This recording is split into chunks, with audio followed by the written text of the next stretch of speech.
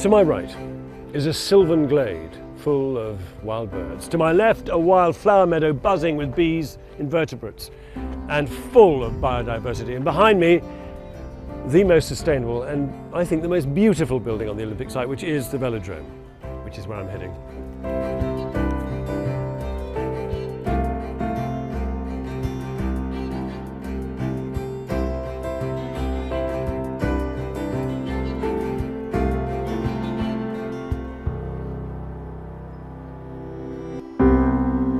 I can't believe I'm kneeling on the surface of the velodrome, which in a month's time is going to be covered by cyclists whizzing round at some phenomenal speed. This is Siberian spruce, which has been designed by a man called Ron Webb, who must be something of a hero in cycling, because he designs nothing but cycling tracks like this.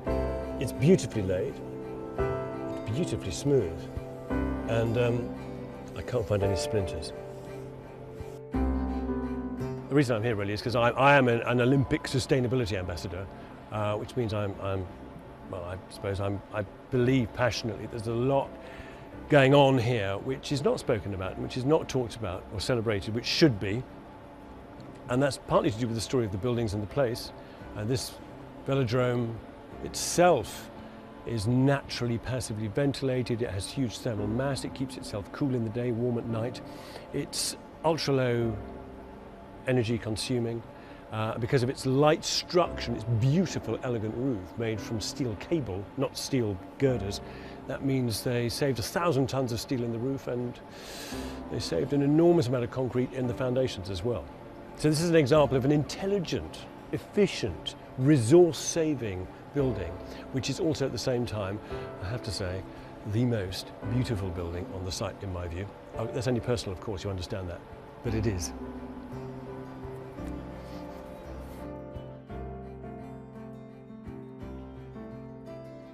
So, as well as these buildings being the greenest ever Olympics buildings ever to have been constructed, as well as the event having this long-term kind of community social sustainability benefit, the event itself is also going to be greener than ever before. And that takes the form really in three ways of being greener in terms of food, transport and waste. In terms of food, you'll see here an extraordinary number of small retailers selling farm assured red tractor produce, fair trade produce. All the fish here is going to be Marine Stewardship Council MSC certified. In terms of the transport, this is a no-car Olympics, so you'll be getting here by train, by underground, by Docklands Light Railway, but also by bicycle. There are 7,000 secure bicycle parking slots here, and there's also a bicycle repair shop and maintenance program as well for anybody who wants to cycle here.